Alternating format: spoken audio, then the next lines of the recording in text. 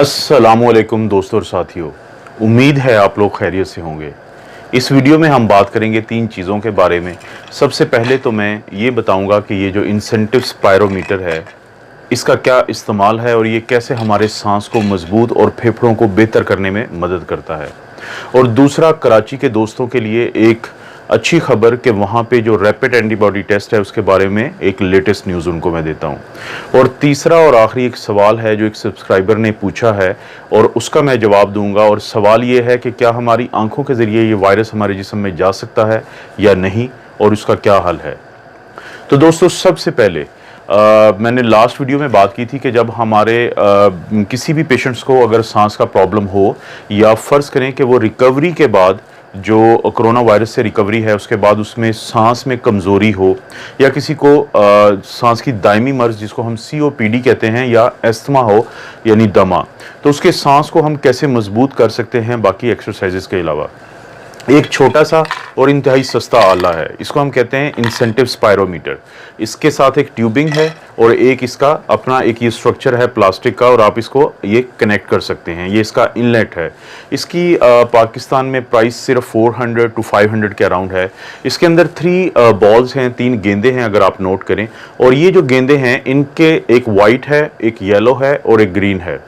और अगर मैं आपको दिखा पाऊँ और अगर आप गौर करें तो वाइट के ऊपर लिखा हुआ है 600 cc, येलो के ऊपर लिखा हुआ है 900 cc और ग्रीन के ऊपर लिखा हुआ है 1200 cc। यानी इस हर जो बॉक्स है इसके अंदर जो ऑक्सीजन जो हवा की मिकदार है, जो हम इसको उठाएंगे बॉल को, तो वो चेंज होती है और आपका सांस मजबूती की तरफ जाता है। बुनियादी तौर पे ये एक एक्सरसाइजेज है सांस को मजबूत बनाने की। हम सबसे पहले इनलेट के साथ इस ट्यूबिंग को अटैच करते हैं। और याद होगा कि लास्ट टाइम मैंने बात की थी हुक्के की तरह का ये एक आला है, क्योंकि आप जो इसका माउथ पीस है उसको अपने होंठों के दरमियान सील करेंगे, बिल्कुल ऐसे वो मैं आपको करके दिखाता हूं। और उसके बाद पहले आपने सांस बाहर निकाला होगा इसके बगैर, और फिर आप इसको सील करने के बाद सांस अंदर गहरा खींचेंगे। जैसे ही सांस अंदर आप लेके जाते हैं तो सबसे पहले वाइट जो बॉल है ये उठना शुरू होगी। उसके बाद आहिस्ता आहिस्ता जैसे जैसे आप प्रैक्टिस करते जाएंगे तो येलो बॉल उठना शुरू होगी। इसका मतलब है कि अब आपका सांस मजबूत होता जा रहा है। और जब आपका सांस बहुत ज़्यादा मजबूत हो जाएगा और जब भी आप इस बॉल को उठाएंगे, इनमें से किसी भी बॉल को, और उसको 2 सेकंड के लिए या 1 सेकंड के लिए कम से कम रोकेंगे वहां पे, तो इसका मतलब है कि आखिरी गेंद के ऊपर जाने तक आपका 1200 ml या 1200 cc का सांस की मजबूती आ चुकी होगी। अगर मैं आपको करके दिखाऊं तो शुरू के 1 से 2 दिन में हो सकता है कि आपके लिए मुमकिन ना हो इन बॉल्स को उठाना। जैसे मैं आपको करके दिखाता हूं, ये मैं अब सांस अंदर खींचा है लेकिन इनमें से कोई बॉल मूव नहीं की है। लेकिन अगर मेरा सांस थोड़ा बेहतर है, मेरा मजबूत सांस है, तो आप नोट कीजिएगा कि सबसे पहले वाइट बॉल ऊपर जाना शुरू होगी। और मैं कोशिश करूंगा कि मुझे कोशिश करनी चाहिए कि 1 सेकंड के लिए इसको हवा में रखूं। उसके बाद दूसरी बॉल जाना शुरू होगी जैसे जैसे मेरा सांस मजबूत होगा। आपने नोट किया कि वाइट वाली बॉल जो है वो ऊपर गई है और मुझे आइडियली इसको 1 सेकंड या 2 सेकंड के लिए यहाँ पे रुकना चाहिए। अगर मेरा सांस मजीद मजबूत होता है तो आप देखिएगा कि येलो बॉल इस वाइट के साथ साथ ऊपर जाएगी। इसका मतलब ये हुआ कि अब मेरा सांस मजीद मजबूत हुआ है। ये मैं आपको सिर्फ फर्जी तौर पे करके दिखा रहा हूं, लेकिन जब आप घरों में शुरू करेंगे तो आपने बहुत आहिस्ता आहिस्ता ये एक्सरसाइजेस करनी है, दिन में 3 से 4 मरतबा। और जब भी आप करेंगे तो आपने सांस निकालना है, उसके बाद इसको सील करना है होंठों के दरमियान और गहरा सांस अंदर लेके जाना है और उसको 1 सेकंड के लिए या 2 सेकंड के लिए होल्ड करना है। फर्ज करते हैं कि 3 से 4 या 5 दिन की एक्सरसाइजेस के बाद मेरा सांस बहुत मजबूत हो चुका है, तो अब मेरे लिए मुमकिन होगा इन तीनों बॉल्स को ऊपर उठाना और सस्टेन करना।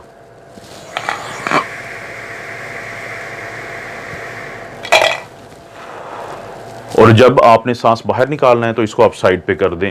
तो ये बहुत अच्छा एक इंसेंटिव स्पायरोमीटर है। तो मेरी आपसे रिक्वेस्ट है कि वो तमाम लोग जिनको सांस में किसी तरह का भी प्रॉब्लम पहले से है या इन दिनों में महसूस होता है, तो अपने सांस को स्ट्रॉन्ग करने के लिए वो ये इंसेंटिव स्पायरोमीटर यूज़ करें। और उसके बाद ये है कि आप एक शख्स के लिए एक है, फैमिली के अंदर सब लोग एक को यूज़ नहीं कर सकते कि ज़ाहिर है ये सांस का प्रॉब्लम है। और जब ये आप यूज़ कर चुके हों तो आप उसके बाद इसको ऐसे होल्ड करके आराम से रख सकते हैं। और ये बहुत अच्छी एक चीज़ है जो कि आपको मदद करेगी अपने सांस को स्ट्रॉन्ग करने में। इसके अलावा जो दूसरी खबर थी वो ये थी कि आज यानी जुमेरात और 20 जो कि आज 28 मई है, आज से कराची में एंटीबॉडी टेस्ट का आगाज़ हो रहा है। जो national institute of blood disease है वहाँ पे आज से ये NIH या नेशनल इंस्टीट्यूट ऑफ हेल्थ के की इजाज़त से रैपिड एंटीबॉडी टेस्ट का आगाज़ होगा। बुनियादी तौर पे अगर मैं आपको दोबारा, क्योंकि मैं अपनी बहुत सारी वीडियोस में बता चुका हूं, अगर मैं आपको इसको रिव्यू करूं तो दो किस्म की एंटीबॉडीज़ हमारे जिस्म में बनती हैं। एक होती है इम्यूनोग्लोबुलिन M और एक होती है इम्यूनोग्लोबुलिन G। जैसे ही कोरोना वायरस हमारे जिस्म पे हमलावर होता है तो 2 से 3 दिन के अंदर हमारा मुदाफ़ती निज़ाम उसके ऊपर हमलावर होता है, अगर वो मुदाफ़ती निज़ाम काम कर रहा है। वो जो आर्मी तैयार करता है पहले 3 से 12 दिन के अंदर, उस आर्मी का नाम है इम्यूनोग्लोबुलिन M। और 12 दिन के बाद से लेके बहुत अगले महीनों तक वो जो आर्मी तैयार होती है उसे कहते हैं इम्यूनोग्लोबुलिन G। तो चांसेस यही हैं कि जो कराची में भी टेस्ट होंगे उनमें इम्यूनोग्लोबुलिन G को वो डिटेक्ट करेंगे। इसका फ़ायदा क्या होगा? इसका फ़ायदा ये होगा कि हमारे जिस्म के मुदाफ़ियती निज़ाम काम कर रहा है या नहीं कर रहा है उसके बारे में पता चलेगा। आप हमेशा एक बात ज़हन में रखें कि बुनियादी तशख़ीस के लिए हमेशा PCR करवाएं। अगर किसी में अलामात हैं या फ़र्ज़ करें कि अगर किसी के घर में ये वायरस का ख़तरा है तो बुनियादी तशख़ीसी जो टेस्ट है वो PCR ही है। लेकिन आपका मुदाफ़ियती निज़ाम काम कर रहा है या नहीं कर रहा है उसके लिए आपको एंटीबॉडी टेस्ट ही मदद कर सकता है। और इसका बहुत बड़ा फ़ायदा ये होगा इस टेस्ट का कि पहले PCR के बाद जो PCR टेस्ट करवाने की ये ड्रामेबाजी है इसको कम करने में और ख़त्म करने में बहुत हद तक मदद मिलेगी। लेकिन बुनियादी तशख़ीसी टेस्ट कोरोना वायरस का PCR ही है, जिसको हम नाक से चेक करते हैं या गले से जिसमें स्वाबिंग करते हैं। दूसरा एक बहुत बड़ा ये इसका फ़ायदा होगा कि इसमें जो एंटीबॉडीज़ बनती हैं अगर किसी की बहुत ज़्यादा बनी हो तो फिर प्लाज्मा थेरेपी में हेल्प मिलेगी। और इम्यूनिटी सिस्टम का जब किसी मरीज़ को ये पता होगा या फैमिली को पता होगा कि उनके मरीज़ का इम्यूनिटी सिस्टम काम कर रहा है तो ये उनके लिए हौसले की बात होगी। और तीसरी और बहुत अहम बात जो मैं अपनी अक्सर पुरानी वीडियोस में कहता रहा हूं कि बहुत सारे तरक्की याफ्ता ममालिक अब उस अप्रोच की तरफ जा रहे हैं कि इस टेस्ट को इस्तेमाल करते हुए वो एक इम्यूनिटी पासपोर्ट देंगे अपने लोगों को ताकि वो आराम से जाके काम कर सकें और उनको ये ख़तरा नहीं होगा कि उनको ये इन्फेक्शन हो सकती है। और अगर लोग चाहें तो वो जर्मनी में इसका बहुत बड़ा तजर्बा कामयाब हुआ है, उस पर वो पढ़ सकते हैं इसके बारे में। तीसरा और अहम सवाल लोगों ने जो पूछा है कुछ सब्सक्राइबर्स ने वो ये है कि क्या आंखों के ज़रिए ये ट्रांसमिट हो सकता है और क्या हमें ग्लासेस पहनने चाहिए जब हम बाहर जाते हैं कहीं पे। देखें, आम लोगों में आंखों के ज़रिए ट्रांसमिशन नहीं है, इसके कोई शवाहिद नहीं है। तो फिर अगला सवाल पूछा गया कि डॉक्टर्स और स्टाफ नर्सेज जब हॉस्पिटल्स में हैं और आईसीयूज़ में हैं तो वो क्यों गॉगल्स पहनते हैं, उन्होंने क्यों वो प्रोटेक्शन पहनी हुई होती है।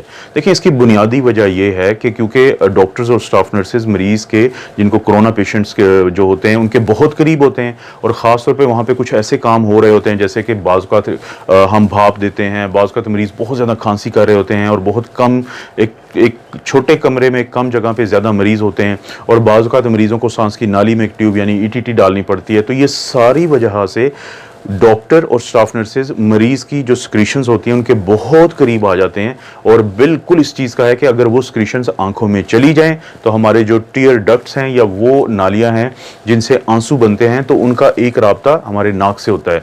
तो बिल्कुल इस चीज़ के चांसेस हैं कि वो नाक में जा सकती हैं सिक्रीशंस और वहाँ पर कोरोना वायरस का ख़तरा है।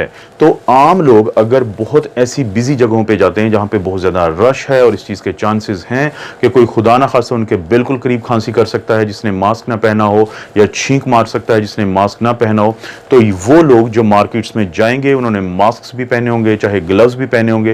लेकिन अगर कोई उनके बहुत करीब खांसी करता है या छींक मारता है तो इस चीज़ के चांसेस हैं कि उनकी आंखों में सिक्रीशंस जा सकती हैं। तो उस सूरत में ज़रूर वो कोई गॉगल्स वगैरह पहने, कोई ऐसी ग्लासेस पहने जो कि कवर करें पूरी आइज़ को। लेकिन अदरवाइज ज़रूरत नहीं होती है। अभी तक कोई ऐसे शवाहिद नहीं है कि इसकी ट्रांसमिशन आम लोगों में आंखों के ज़रिए हो।